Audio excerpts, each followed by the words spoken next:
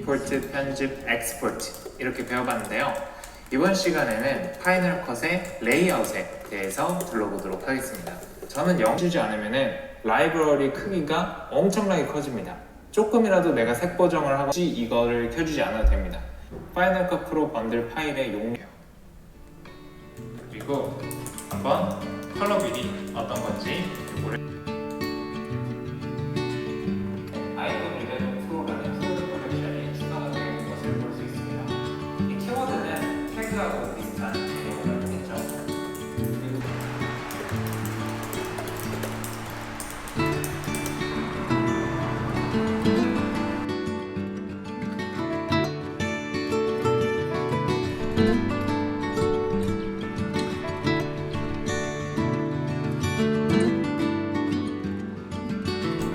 라이브러리가 도서관이면 이벤트가 바로 그 책 하나입니다. 그래서 라이브러리에는 여러 가지 이벤트를 넣어둘 수 있어요.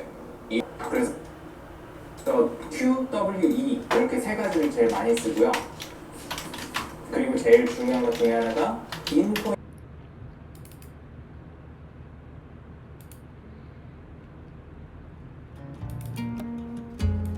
자, 정리해드릴게요.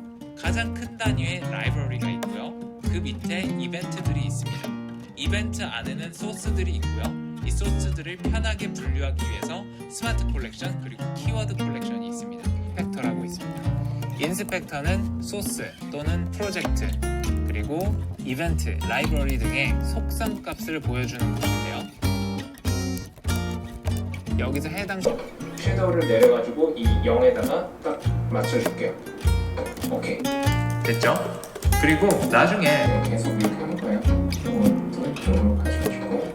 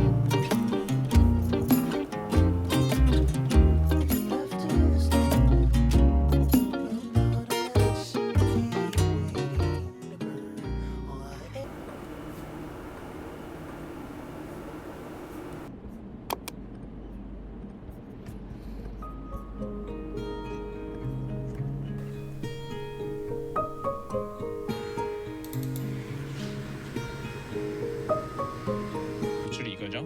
화이트는 화이트에, 블랙은 블랙에. 이게 적절한 노출인데 이 상태로 맞춰줘야 섀도우를 잘 잡아요. 이렇게 낮춰놓고 섀도우를 건들면은 이제 미드톤까지 건드려지게 되겠죠. 그래서 이제 제일 안전한 방법은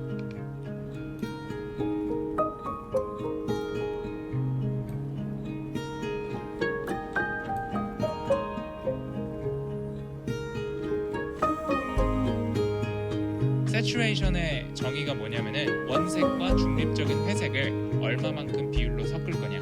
원색에 가까울수록 채도가 높은 거고요. 세츄레이션이 높은 거고 회색에 가까울수록 채도가 낮은 겁니다.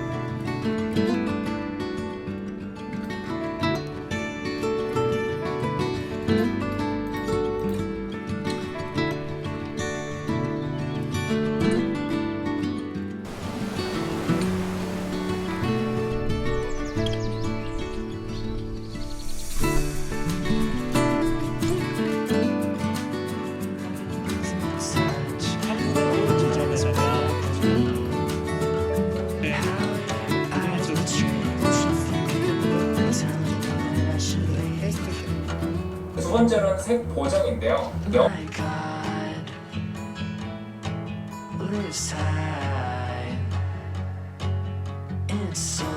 카메라 조작의 3요소 그 두 번째 시간인데요. 카메라를 조작할 때 가장 핵심